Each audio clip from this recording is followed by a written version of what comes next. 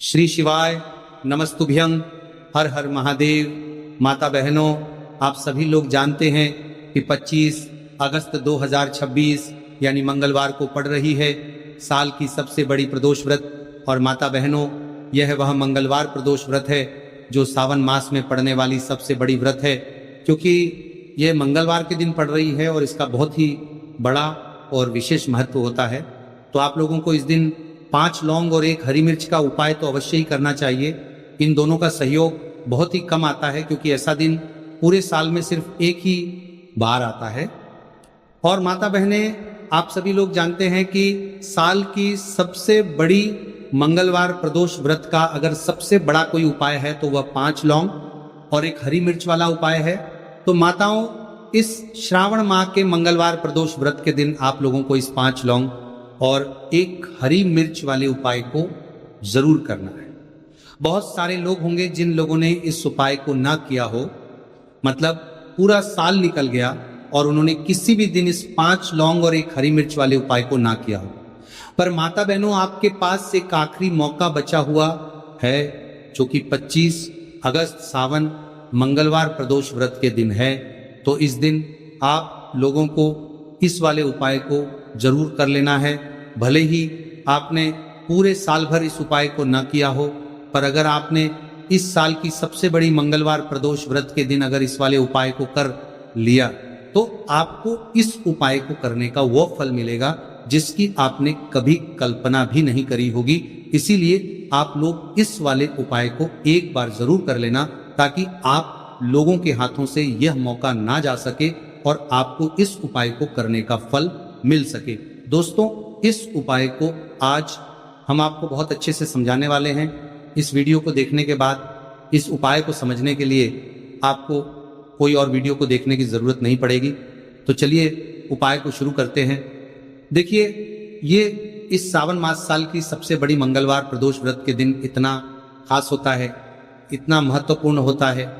देखा गया है कभी कभी बड़े बड़े पूजा पाठ अनुष्ठान से जो मनोकामना पूर्ण नहीं होते, वह इस सावन महीने के मंगलवार प्रदोष व्रत के दिन एक छोटे से उपाय करने से ही आपकी मनोकामना पूर्ण हो जाती है। और बहुत सारे लोगों ने इस उपाय को किया भी है और उनको इस उपाय को करने का फल भी जरूर मिला है। अगर आप लोग भी इस उपाय को करना चाहते हैं तो आप इस उपाय को पहले अच्छे से समझ लेना, सुन लेना, उसके बाद करना, आपको इस उपाय का फल जरूर मिलेगा।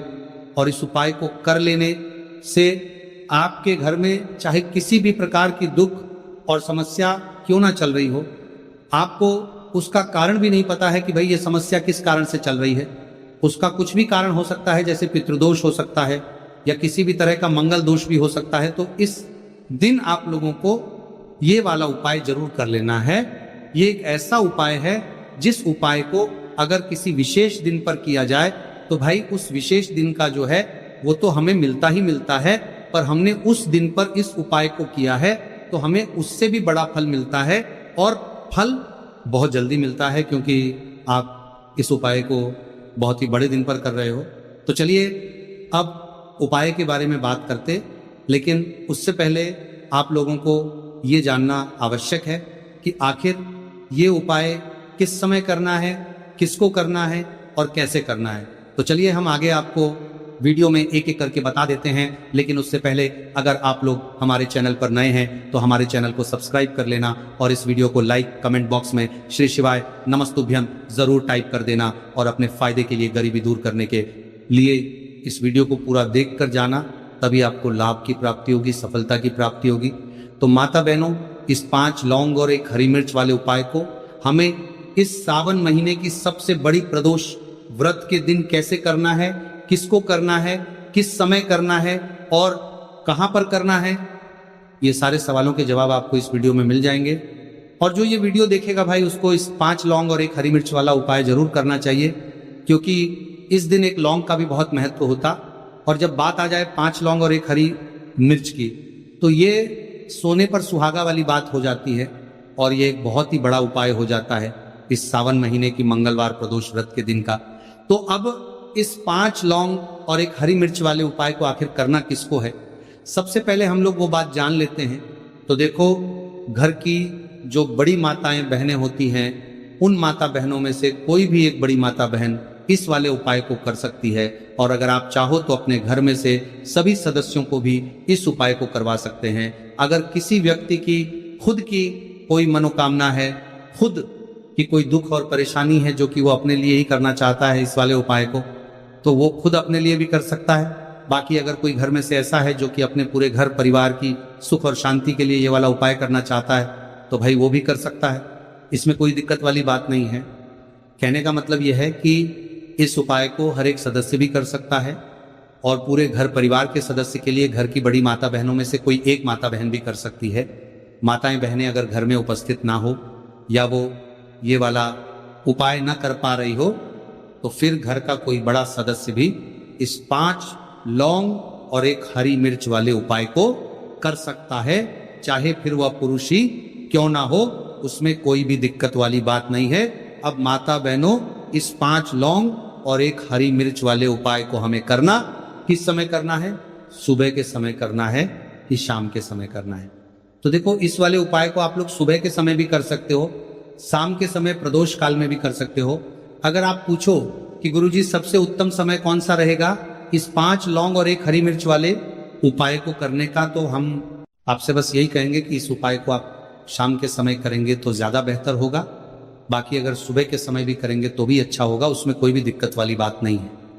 अब देखिए, यदि हम किसी भी प्रकार के उपाय को निश्चित दिन और निश्चित तिथि पर करते हैं तो इसका हमें बहुत अधिक लाभ मिलता है और इन उपायों को करने के बाद हमारे जीवन में बहुत अधिक परिवर्तन आता है। साथ ही साथ ये जो उपाय है आपके जीवन की सारी परेशानियों और सारी बाधाओं को दूर करने वाले हैं। तो माता बहनों, आज के इस पूरे ही वीडियो में हम आपको 3 चमत्कारिक उपाय बताने वाले हैं और ये तीनों ही उपाय बहुत ही खास और बहुत ही ज्यादा विशेष होने वाले हैं। तो चलिए जानते हैं सबसे पहले उपाय के बारे में। तो शत्रुओं ने अगर आपको भी परेशान कर रखा है तो 5 लौंग मिर्च में गाड़कर बहुत ही छोटा सा उपाय आपको करना है। और ऐसा समझ लीजिए, जो आपके शत्रु है, जो आपके दुश्मन है, जो आज आपके पीछे हाथ धोकर पड़े हैं, हर तरफ से आपको परेशान कर रहे हैं, अब उनकी खैर नहीं समझ लीजिए। अब उनकी सारी ताकत खत्म होगी, सारी शत्रुता निभाना भूल जाएंगे, उनकी सारी अकड़ निकल जाएगी। जब आप 5 लौंग हरी मिर्च में गाड़कर बहुत ही छोटा सा उपाय कर लेंगे तो शत्रु कौन? जो व्यक्ति को हर तरफ से बर्बाद कर देते हैं। दुश्मन जो व्यक्ति के पीछे अगर पड़ जाए तो हर बार संभव प्रयास करते हैं कि व्यक्ति का धन चला जाए, उसका व्यापार चला जाए, उसके घर में गरीबी छा जाए, कर्ज की समस्याएं आ जाए, ऐसी सोच रखते हैं शत्रुता निभाने वाले कुछ लोग। अब देखिए, आपके जो शत्रु है, आपके जो दुश्मन है, ये कहीं पर भी हो सकते हैं, जिनके बारे में आसानी से पता करना बहुत मुश्किल होता है, क्योंकि ये गुप्त तरीके से शत्रुता निभाते हैं। सामने तो बहुत अच्छे बने रहते हैं, लेकिन व्यक्ति की पीठ पीछे वार करते हैं। मतलब पीठ पीछे बहुत कुछ ऐसा करते हैं कि जो व्यक्ति है वह पूरी तरह से बर्बाद हो जाए, उसके बर्बादी जैसी समस्याएं आए, उसका व्यापार खराब हो जाए। तो ये जो गुप्त शत्रु है ये सबसे खतरनाक है और इससे बहुत ज्यादा बचने की आवश्यकता है। क्योंकि देखिए, अगर सामने से कोई आप पर वार करता है, आपको भला बुरा कहता है, हानि पहुंचाने की कोशिश कर रहा है, तो आपको पता है कि ये व्यक्ति मेरा शत्रु है ना, आप उसको अच्छे से जानते हैं, आप शायद बच जाएंगे।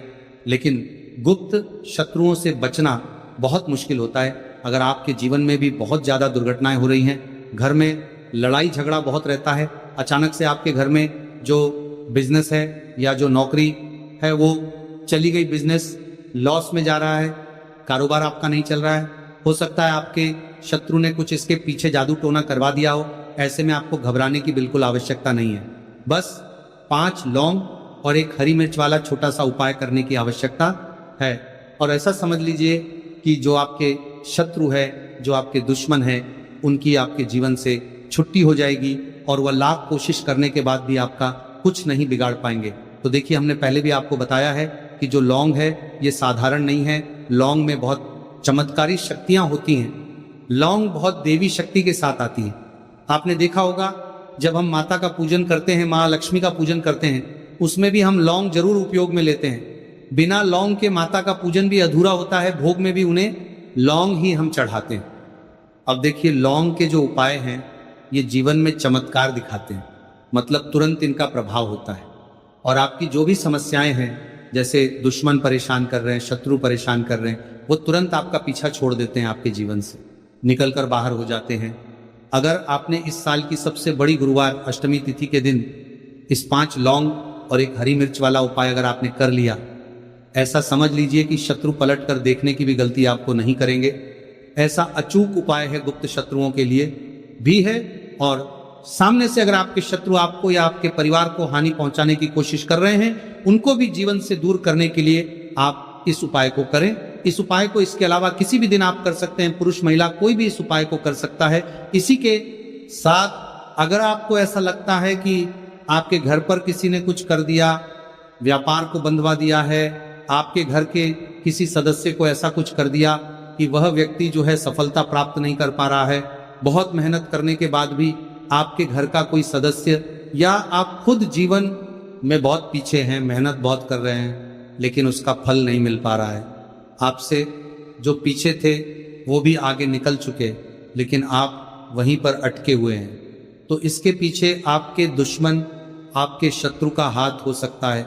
देखिए, ये जो समय है ना, इस कलयुग के समय है, इस समय में बहुत कम ही आपको अच्छे लोग मिलेंगे जो आपकी प्रसन्नता से, आपकी सफलता से प्रसन्न रहेंगे। मतलब आप अगर जीवन में आगे आगे बढ़ रहे हैं, अच्छा व्यापार कर रहे हैं, आपका जो व्यापार है, जो बिजनेस है, उसमें अगर आपको लाभ हो रहा है तो वह भी प्रसन्न रहेंगे। पर हर व्यक्ति की सोच एक सी नहीं होती और हर व्यक्ति अच्छा नहीं होता। कुछ लोग दूसरे के पैसे को देखकर, सफलता देखकर उनके मन में ईर्ष्या की भावना आने लगती है और वह मन ही मन चिढ़ने लगते हैं, और कभी कभी उनकी ये जो ईर्ष्या की भावना होती है ये शत्रुता में भी बदल जाती है, और फिर वो शत्रुता निभाने लगते हैं। कैसे करके इस व्यक्ति को पीछे लाया जाए, इसे नीचे गिराया जाए, इसके धन की हानि की जाए, ऐसी सोच शत्रु रख लेते हैं। अब देखिए, चाहे आपके शत्रु कितने भी पावरफुल हो, कितनी भी ज्यादा उनके अंदर ताकत हो, या कितना भी बड़ा किया कराया उन्होंने आपके व्यापार पर, आपके ऊपर करवा रखा हो, घर के ऊपर करवा रखा हो, सभी कुछ दूर होगा जब आप एक हरी मिर्च और 5 लौंग वाला ये उपाय कर लेंगे। तो चलिए बात कर लेते हैं उपाय की। तो देखिए, सबसे पहले आपको एक हरी मिर्च ये यहाँ पर लेनी है। हरी मिर्च डंठल वाली लेंगे, डंठल लगा हो ऐसी हरी मिर्च आपको लेनी है। ताज़ी हरी मिर्च हो, ताज़ी का मतलब है खराब मिर्च नहीं होनी चाहिए, है ना, कटी फटी ना हो। साबुत हरी मिर्च आपको लेनी है। साथ ही साथ आपको क्या करना है, 5 लौंग लेनी है। लौंग भी बिल्कुल साबुत लेंगे, टूटी फूटी लौंग यहाँ पर आपको नहीं लेनी है। एक काले रंग का पेन मार्कर हो या कैसा भी पेन हो, वो भी आपको यहाँ पर लेना है। अब इसे लेकर, मतलब लौंग लेकर, हरी मिर्च लेकर, आपको अपने घर के किसी ऐसे कमरे में या ऐसे स्थान पर बैठना है, ऐसी जगह बैठना है जहां पर आप ये उपाय करेंगे तो कोई आपको डिस्टर्ब ना करें, कोई रोके टोके ना। ऐसे कमरे में या ऐसे स्थान पर आपको बैठ जाना है। सारी ही चीजों को लेकर, मतलब गुप्त तरीके से आपको इस उपाय को करना है, ठीक है ना। अब देखिए, ये सारा सामान लेकर घर के कमरे में आप बैठ जाए, चाहे तो दरवाजा लॉक कर ले जिससे कि कोई आपको डिस्टर्ब ना कर पाए, ठीक है ना। जमीन पर बैठकर या ऊपर बैठकर, कहीं भी बैठकर आप इस उपाय को कर सकते हैं। अगर जमीन पर बैठ जाते हैं तो ज्यादा उत्तम है। तो देखिए, जो हरी मिर्च आपके पास है, ठीक है ना, सबसे पहले आपको क्या करना है, उसे उठाना है, और जो काले रंग का कलम और पेन आपने लिया है उससे आपको उस हरी मिर्च के ऊपर लिखना है। अगर आप अपने शत्रु का, अपने दुश्मन का नाम जानते हैं तो ज्यादा से ज्यादा 3 नाम लिख सकते हैं। अगर 3 से ज्यादा आपके शत्रु है, फिर आप उसका नाम ना लिखकर केवल शत्रु लिखे। काले रंग का जो भी आपने कलाम लिया है, पेन लिया है, उसी से आपको लिखना है। अब इसके बाद इस हरी मिर्च के ऊपर जो सुई आपने ली है उससे 5 छेद आपको कर लेने हैं, जिससे कि आसानी से आप उसके अंदर लौंग लगा सके। देखिए, सीधे सीधे आप हरी मिर्च में लौंग गाड़ेंगे तो लौंग हो सकता है टूट जाए, और टूटी हुई लौंग से ये उपाय आपको नहीं करना है।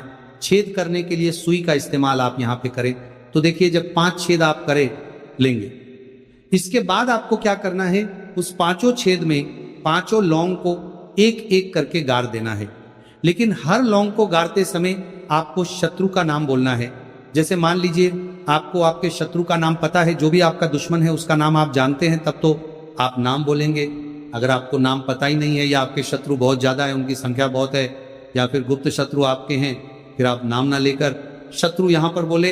हर लौंग को गाड़ते समय तो 5 लौंग हरी मिर्च में आपको गाड़ते जाना है और आपके शत्रु शत्रु शत्रु हर लौंग को गाड़ते समय बोलना है, 5 बार बोलना है, ठीक है ना।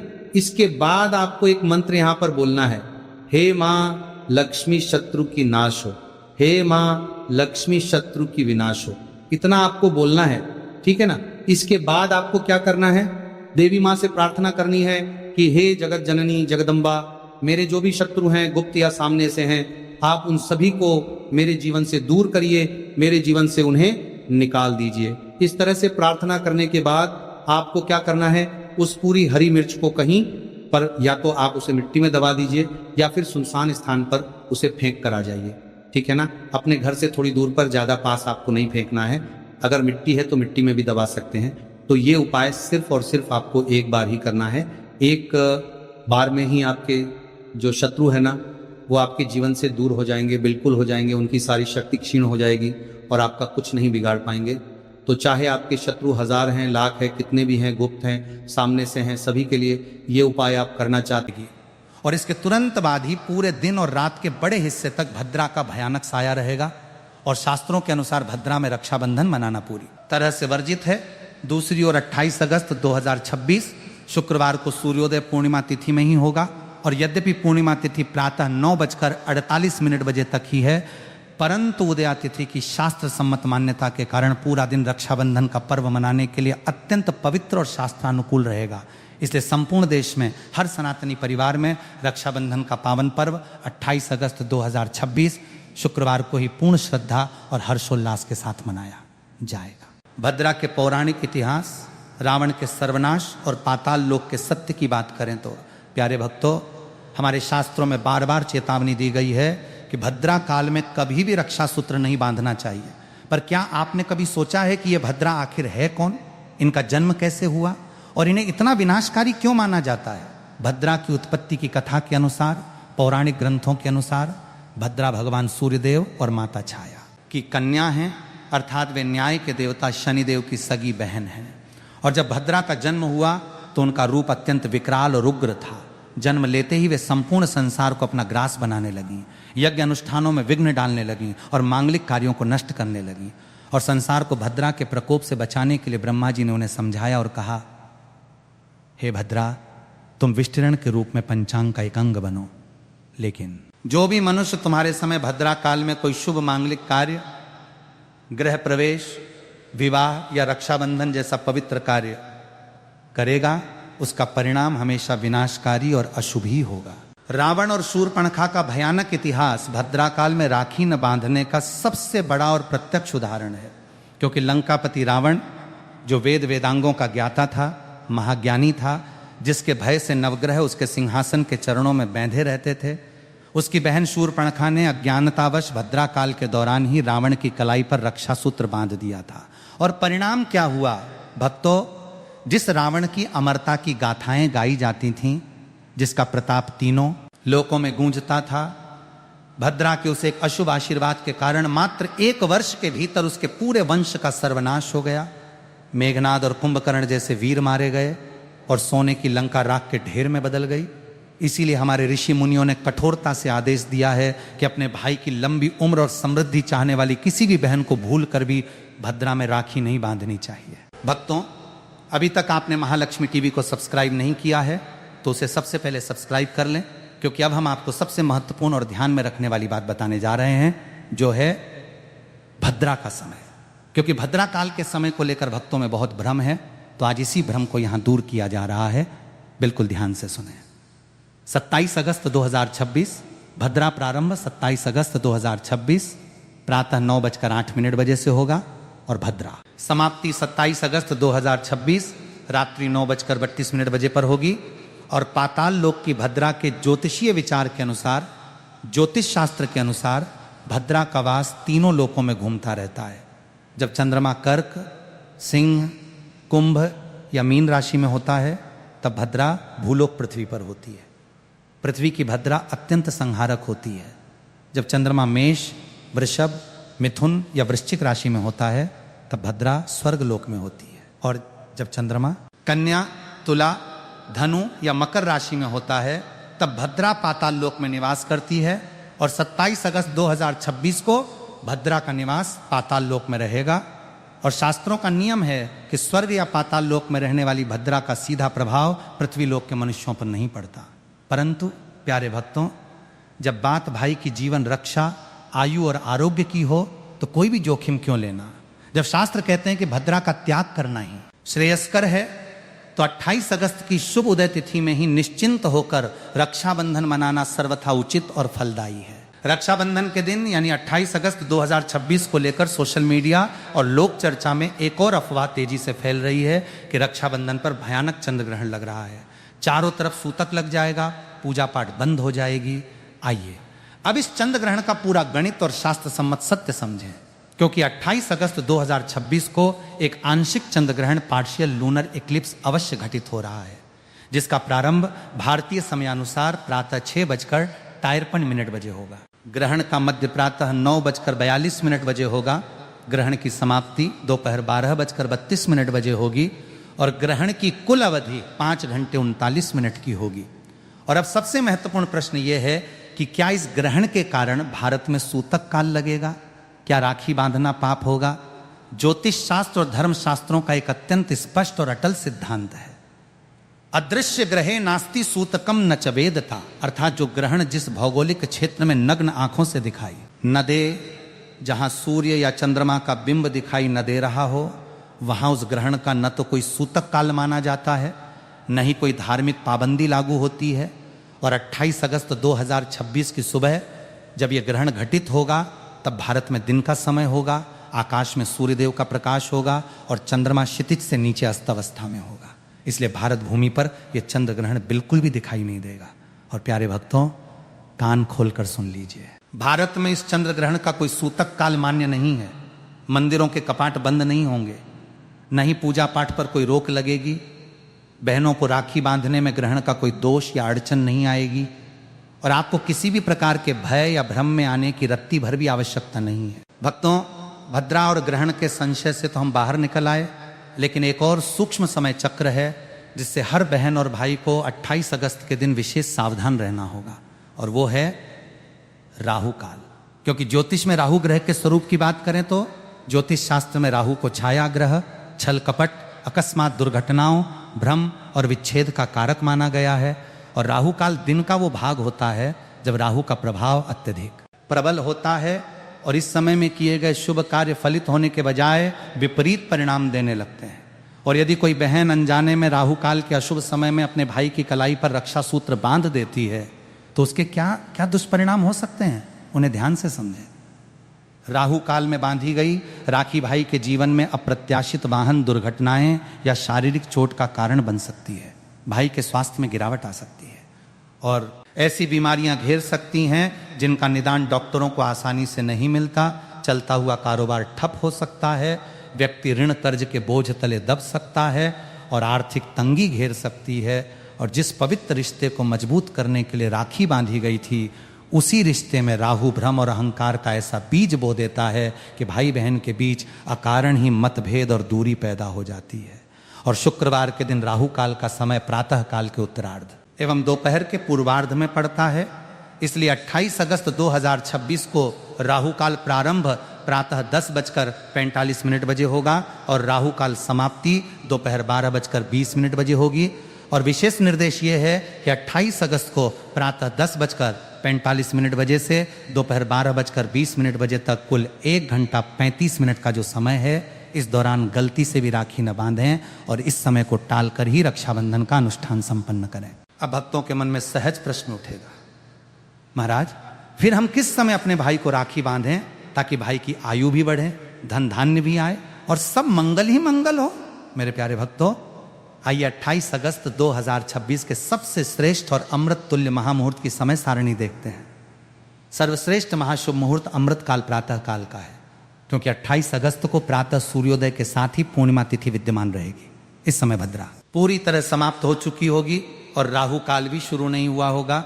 और अमृत महामुहूर्त का समय प्रातः 5:57 बजे से प्रातः 9:48 बजे तक है, जिसकी कुल अवधि लगभग 3 घंटे 51 मिनट है। और यह प्रातः काल का समय रक्षाबंधन के लिए ब्रह्मास्त्र समान शुभ है, क्योंकि इस समय में किया गया रक्षाबंधन अनुष्ठान भाई के जीवन में सभी सिद्धियों और आरोग्य को प्रदान करने वाला है। और द्वितीय शुभ मुहूर्त अपराह्न दोपहर काल का है, जिसमें राहु काल के बाद यदि कोई बहन किसी कारणवश दूर यात्रा या व्यस्तता के कारण प्रातः 9:48 बजे तक राखी न बांध सके तो वो राहु काल 10:45 AM से 12:20 PM बीत जाने के बाद राखी बांध सकती है। और शुभ दोपहर मुहूर्त दोपहर 12:25 बजे से शाम 5 बजे तक है। और प्यारे भक्तों, सबसे पहला प्रयास यही होना चाहिए कि आप प्रातः 5:57 से 9:48 बजे के बीच ही रक्षा सूत्र बांधने का कार्य पूर्ण कर लें। रक्षाबंधन की पावन पौराणिक कथाओं की बात करें तो भक्तों, रक्षाबंधन केवल एक रीति रिवाज नहीं है, इसके पीछे हमारे धर्म ग्रंथों की अत्यंत भावुक और प्रेरणादायक कथाएं छिपी हैं। आइए आज दो मुख्य कथाओं का रसपान करते हैं। पहली कथा है भगवान श्री कृष्ण और माता द्रौपदी के रक्षा सूत्र की, जिसमें एक बार द्वारकाधीश भगवान श्री कृष्ण ने अधर्मी शिशुपाल का वध करने के लिए अपने सुदर्शन चक्र का प्रयोग किया। और जब सुदर्शन चक्र शिशुपाल का मस्तक काटकर पुनः श्री कृष्ण की अंगुली में लौटा तो भगवान की तर्जनी अंगुली थोड़ी कट गई और उससे रक्त की धारा बहने लगी।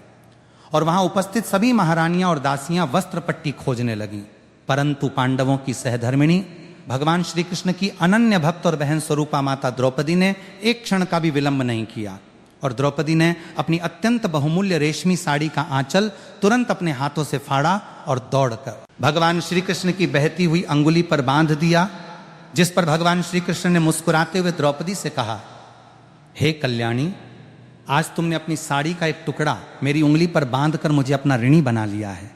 मैं वचन देता हूं कि जब भी तुम पर कोई संकट आएगा, इस धागे के एक एक सूत का मोल चुकाने तुम्हारा ये भाई स्वयं उपस्थित होगा।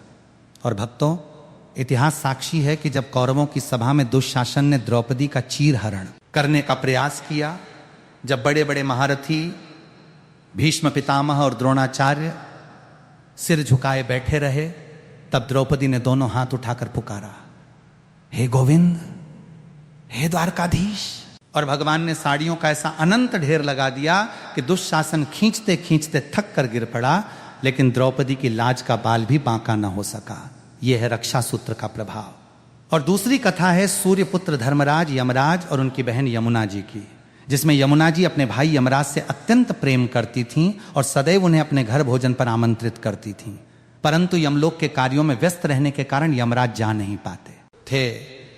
और सावन पूर्णिमा के पावन दिन यमराज अचानक अपनी बहन यमुना के घर पहुंचे और अपनी कुटिया में भाई यमराज को आया देख यमुना जी के हर्ष का सीमा न रही।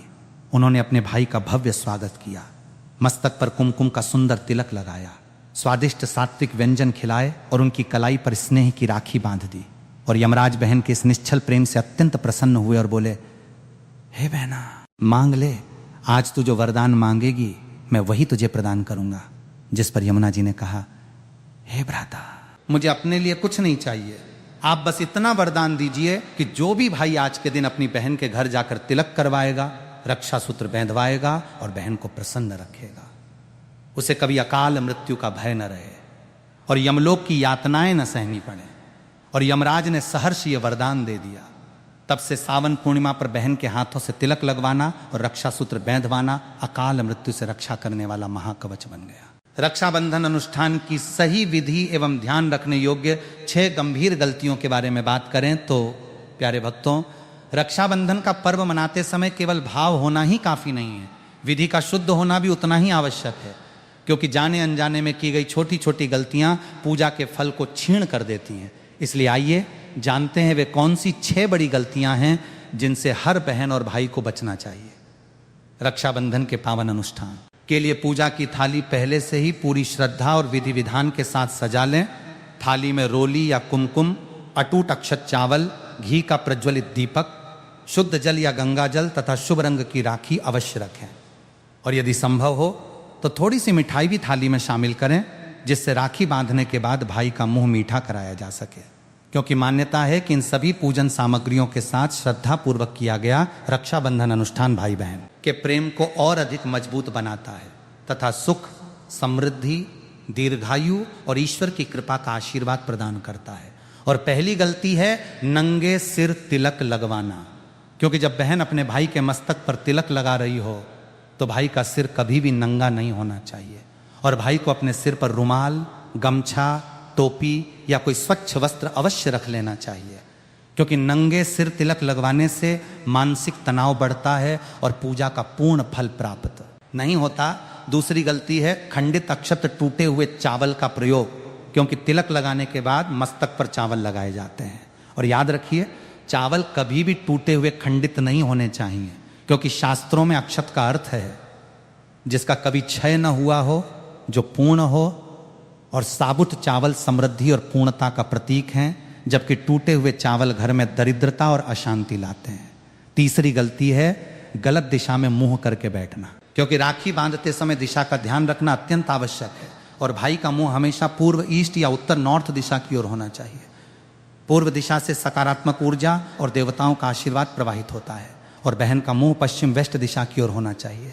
और गलती से भी दक्षिण साउथ दिशा की ओर मुंह करके राखी न बांधें, क्योंकि दक्षिण दिशा यमराज और पितरों की दिशा मानी जाती है, और इस दिशा में मुंह करके शुभ कार्य करने से आयु क्षीण होती है। चौथी गलती है गलत कलाई और अशुभ राखी का चुनाव, क्योंकि राखी हमेशा भाई की दाहिनी राइट कलाई पर ही बांधनी चाहिए, क्योंकि दाहिनी भुजा में शक्ति, संकल्प और शुभता का वास होता है, और बाईं कलाई पर राखी बांधना वर्जित है। और आजकल बाजार में प्लास्टिक, अशुभ आकृतियों जैसे खोपड़ी, धारदार डिजाइन या काले सूखे रंगों की राखियां मिलती हैं। ऐसी राखियां भूलकर भी न खरीदें, और हमेशा सूत, रेशम, कलावा या रोली से बनी लाल, पीली, गुलाबी या नारंगी रंग की पवित्र राखी ही चुनें। पांचवी गलती है उपहार देते समय असावधानी, क्योंकि राखी बांधवाने के बाद भाई अपनी सामर्थ्य अनुसार बहन को उपहार देते हैं, परंतु उपहार चुनते समय शास्त्रों के इन नियमों का ध्यान रखें। धारदार वस्तुएं, कैंची, चाकू, जूते, चप्पल, रुमाल या काले सफेद रंग के वस्त्र उपहार में न दें, क्योंकि इससे रिश्तों में कड़वाहट आती है। और इसके बजाय सुंदर वस्त्र, लाल, पीले, हरे रंग के, सोने चांदी के आभूषण, पठन पाठन की सामग्री या सामर्थ्यानुसार दक्षिणा धन भेंट करें। और छठी गलती है तामसिक भोजन और शुक्रवार के विशेष नियम, क्योंकि रक्षाबंधन के पावन दिन घर में पूर्ण सात्विकता होनी चाहिए, और लहसुन, प्याज, मांस, मदिरा, सिगरेट या किसी भी प्रकार के नशीले पदार्थों से पूरी तरह दूर रहें, और घर में शुद्ध देसी घी में पका भोजन जैसे खीर, पूरी, हलवा, सेवैया, पनीर आदि बनाएं। और माता संतोषी के व्रत के विशेष नियम के अनुसार, क्योंकि 28 अगस्त 2026 को शुक्रवार का दिन है, जो बहनें या माताएं शुक्रवार के दिन माता संतोषी का व्रत रखती हैं, वे इस बात का विशेष ध्यान रखें कि भोजन या पूजा में किसी भी खट्टी चीज, इमली, नींबू, अमचूर, दही, खट्टा, आम का प्रयोग न करें और न ही उसका सेवन करें। और एक अतिरिक्त निर्देश ये भी है कि रक्षाबंधन के दिन घर से बाहर किसी भी कार्य के लिए निकलने से पहले परिवार के हर सदस्य को घर के मुख्य दर्पण शीशे में अपना चेहरा देखकर ही बाहर निकलना चाहिए, क्योंकि शास्त्रों के अनुसार रक्षाबंधन के दिन दर्पण देखकर घर से बाहर निकलने से भद्रा का बचा कुचा दोष और राहु की बुरी दृष्टि तुरंत समाप्त हो जाती है, और व्यक्ति को हर कार्य में विजय प्राप्त होती है। उपसंहार एवं शुभ आशीर्वाद की बात करें तो प्यारे भक्तों, बाजार में मिलने वाला ये रेशम का धागा भले ही 10 रुपये या 20 रुपये का मिलता हो, लेकिन इसके पीछे छिपी बहन की प्रार्थनाओं, निश्चल वात्सल्य और मंत्रों की शक्ति की कोई कीमत नहीं लगा सकता, क्योंकि ये केवल धागा नहीं, ये भाई की आयु का कवच है, ये परिवार की सुख शांति का आधार है। और दुनिया में सारे रिश्ते स्वार्थ पर टिके हो सकते हैं, लेकिन भाई और बहन का रिश्ता केवल त्याग, समर्पण और निस्वार्थ प्रेम पर टिका होता है। इसलिए इस रक्षाबंधन पर अपने मन के सारे पुराने गिले शिकवे, अहंकार और कड़वाहट को भूलकर एक दूसरे को गले लगाइए, बहनों का सम्मान कीजिए और धर्म के मार्ग पर चलिए। और आइए एक बार फिर से रक्षाबंधन 2026 के मुख्य बिंदुओं को स्मरण कर लें। पर्व तिथि 28 अगस्त 2026 शुक्रवार है। सर्वश्रेष्ठ प्रातः मुहूर्त सुबह 5:57 बजे से 9:48 बजे तक है। राहु काल जिसमें राखी न बांधें वो सुबह 10:45 बजे से दोपहर 12:20 बजे तक है। और चंद्र ग्रहण व भद्रा के संबंध में 28 अगस्त को भारत में न भद्रा का दोष है, न ग्रहण का सूतक। रक्षाबंधन के पावन पर्व पर भाई की कलाई पर रक्षा सूत्र राखी बांधते समय शास्त्रों में वर्णित एक विशेष एवं अत्यंत सिद्ध संस्कृत मंत्र का उच्चारण किया जाता है, जो मुख्य रूप से भविष्य पुराण से लिया गया है और इसका प्रयोग प्राचीन काल से ही रक्षाबंधन अनुष्ठान में अनिवार्य रूप से होता आ रहा है।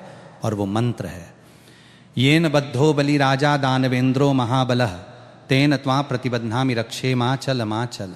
और मंत्र के पदच्छेद, शब्द विच्छेद एवं शाब्दिक अर्थ को समझने के लिए, मंत्र के गंभीर भाव को समझने के लिए इसके प्रत्येक शब्द का अर्थ निम्नलिखित है। येन का अर्थ है जिस रक्षा सूत्र से, बद्ध का अर्थ है बांधा गया था, बलि राजा का अर्थ है दानवराज बलि, अत्यंत दानवीर और शक्तिशाली राजा, दानवेंद्र का अर्थ है दानवों के इंद्र स्वामी, महाबलः का अर्थ है महान बलशाली, तेन का अर्थ है उसी रक्षा सूत्र से, त्वांग का अर्थ है तुम्हें भाई को, प्रतिबध्नामी का अर्थ है मैं बांधता हूं, रक्षे का अर्थ है हे रक्षा सूत्र, हे रक्षण शक्ति, माचल का अर्थ है तुम अपने संकल्प से कभी विचलित न होना, स्थिर रहना, और दूसरा माचल पुनः बल देने के लिए है, कभी विचलित न होना, सदैव रक्षा करना। और मंत्र का संपूर्ण भावार्थ यह है कि जिस रक्षा सूत्र धागे से अत्यंत महाबलशाली दानवराज राजा बलि को बांधा गया था, उसी पवित्र रक्षा सूत्र से आज मैं तुम्हें बांधती हूं, हे रक्षा सूत्र, तुम अपने रक्षा के संकल्प से कभी डिगना मत, विचलित न होना, और सदैव इस भाई की हर संकट, रोग, भय और बाधा से रक्षा करना। इस मंत्र के पीछे की पौराणिक कथा एवं महत्व की बात करें तो इस मंत्र में दानवेंद्र राजा बलि का उल्लेख आता है, जिसके पीछे की कथा इस प्रकार है। भगवान विष्णु का वामन अवतार, जिसमें राजा बलि ने अपने तपोबल और दानशीलता से तीनों लोकों पर अधिकार कर लिया था, और देवताओं की रक्षा के लिए भगवान विष्णु ने वामन अवतार लिया और 3 पग भूमि मांगकर राजा बलि का अहंकार दूर किया और उन्हें पाताल लोक का स्वामी बना दिया। और पाताल में वचनबद्ध विष्णु के रूप में राजा बलि की अनन्य भक्ति से प्रसन्न होकर भगवान विष्णु ने बलि को वरदान दिया कि वे स्वयं पाताल लोक में बलि के द्वारपाल बनकर रहेंगे। और माता लक्ष्मी के रक्षा सूत्र विधान के अनुसार जब भगवान विष्णु बैकुंठ लौटकर नहीं आए, तब माता लक्ष्मी दुखी हुई और नारद जी के परामर्श पर माता लक्ष्मी एक साधारण स्त्री का रूप धरकर पाताल लोक गईं और राजा बलि को अपना भाई मानकर उनकी कलाई पर रक्षा सूत्र राखी बांध दिया। और राजा बलि ने अत्यंत प्रसन्न होकर बहन लक्ष्मी से मनचाहा उपहार मांगने को कहा, और माता लक्ष्मी ने अपने वास्तविक रूप में आकर द्वारपाल बने भगवान विष्णु को वापस बैकुंठ ले जाने का वचन मांग लिया। और राजा बलि ने रक्षा सूत्र की मर्यादा निभाते हुए सहर्ष भगवान विष्णु को मुक्त कर दिया। और इस मंत्र का आध्यात्मिक और ज्योतिषीय महत्व यह है कि इसके उच्चारण से रक्षा सूत्र में आध्यात्मिक ऊर्जा का संचार होता है, और ये भाई को ये स्मरण कराता है कि जिस प्रकार राजा बलि ने अपने दिए वचन का पालन किया, उसी प्रकार भाई भी बहन की रक्षा के अपने कर्तव्य का सदैव पालन करेगा। और शास्त्रों के अनुसार इस मंत्र का जाप करते हुए बांधी गई राखी केवल एक रेशम का धागा नहीं रहती, बल्कि वो एक दिव्य अभेद्य सुरक्षा कवच बन जाती है, जो भाई को अकाल मृत्यु, दुर्घटना, राहु शनि के अशुभ प्रभावों और नकारात्मक ऊर्जाओं से बचाती है। और ये मंत्र ये भी सिखाता है कि शक्ति और धन चाहे कितना भी हो, धर्म और वचन के सामने सदैव नम्र रहना चाहिए। और राखी बांधते समय ध्यान रखने योग्य सूक्ष्म नियमों में राखी बांधते समय बहन को इस मंत्र का कम से कम 1 या 3 बार स्पष्ट उच्चारण अवश्य करना चाहिए। और यदि संस्कृत उच्चारण कठिन लगे तो इसके हिंदी भावार्थ का स्मरण करें। और रक्षा सूत्र बांधते समय कलाई पर 3 गांठें लगानी चाहिए, क्योंकि ये 3 गांठें त्रिदेव ब्रह्मा, विष्णु, महेश और त्रिगुण सत्व रज तम का प्रतीक मानी जाती हैं। और राखी बांधते समय भाई का मुख पूर्व या उत्तर दिशा की ओर होना चाहिए और बहन का मुख पश्चिम दिशा की ओर होना चाहिए। रक्षाबंधन पर भाई द्वारा बहन को उपहार भेंट, शुभ एवं अशुभ उपहार के विषय में रक्षाबंधन पर भाई द्वारा अपनी बहन को उपहार भेंट देना केवल एक परंपरा नहीं, बल्कि बहन के प्रति प्रेम, सम्मान और उनके मंगलमय जीवन की कामना का प्रतीक है। और सनातन धर्म और ज्योतिष शास्त्रों में उपहार चयन के संबंध में स्पष्ट दिशा निर्देश दिए गए हैं, क्योंकि गलत उपहार देने से संबंधों में नकारात्मकता आ सकती है, जबकि सही उपहार से सुख, समृद्धि और स्नेह बढ़ता है। और रक्षाबंधन पर कौन से उपहार देने चाहिए? शुभ उपहारों की बात करें तो शास्त्रों के अनुसार बहन को ऐसा उपहार देना चाहिए जो उसकी समृद्धि, प्रसन्नता और सम्मान को बढ़ाए, जैसे वस्त्र, कपड़े। रक्षाबंधन पर बहन को नए वस्त्र भेंट करना अत्यंत शुभ माना गया है। और वस्त्रों का रंग लाल, पीला, गुलाबी, हरा या नारंगी होना चाहिए। क्योंकि ये रंग शुभता, सौभाग्य और सकारात्मक ऊर्जा के प्रतीक हैं। और सोने या चांदी के आभूषण, सिक्के, यदि सामर्थ्य हो तो बहन को सोने या चांदी के आभूषण या सिक्का भेंट करना महालक्ष्मी की कृपा लाता है। और चांदी को चंद्रमा और मन का प्रतीक माना जाता है, जिससे बहन के जीवन में मानसिक शांति बनी रहती है। और शिक्षा या कला से जुड़ी सामग्री, यदि बहन पढ़ाई कर रही है या किसी कला में रुचि रखती है तो उसे पुस्तकें, स्टडी मटेरियल, लैपटॉप या कला सामग्री भेंट करना शुभ होता है, जिससे माँ सरस्वती का आशीर्वाद प्राप्त होता है।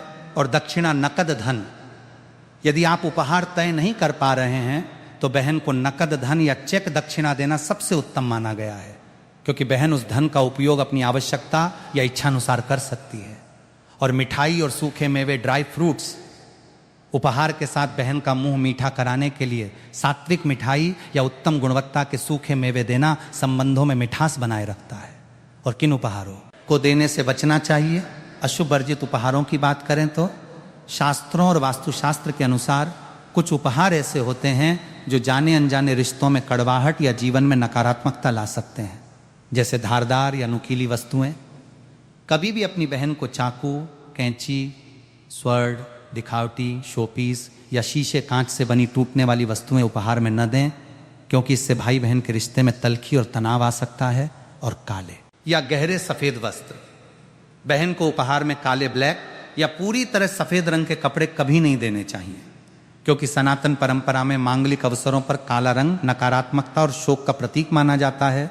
और जूते, चप्पल या चमड़े लेदर का सामान, बहन को फुटवियर, जूते, सैंडल या चमड़े से बने पर्स, बेल्ट आदि उपहार में देने से बचें, क्योंकि चमड़े की वस्तुएं पूजा पाठ और मांगलिक पर्वों के दृष्टिकोण से अशुद्ध मानी जाती हैं।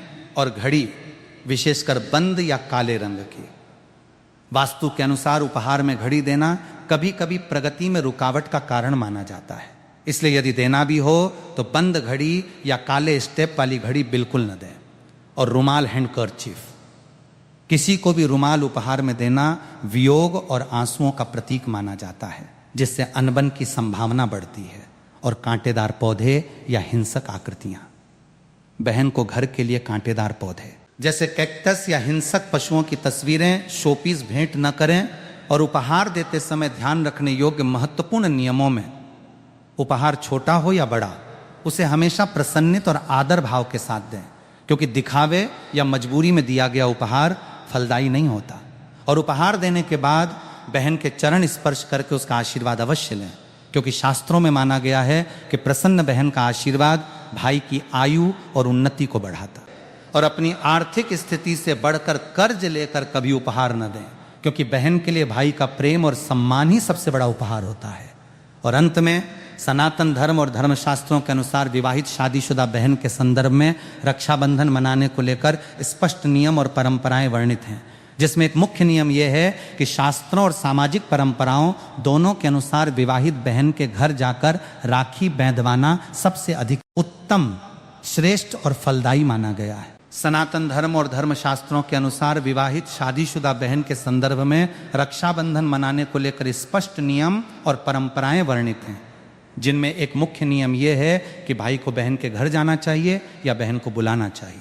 और शास्त्रों तथा सामाजिक परंपराओं दोनों के अनुसार विवाहित बहन के घर जाकर राखी बांधवाना सबसे अधिक उत्तम, श्रेष्ठ और फलदायी माना गया है, क्योंकि इससे बहन के ससुराल पक्ष का भी सम्मान होता है। और भाई बहन के पवित्र संबंधों में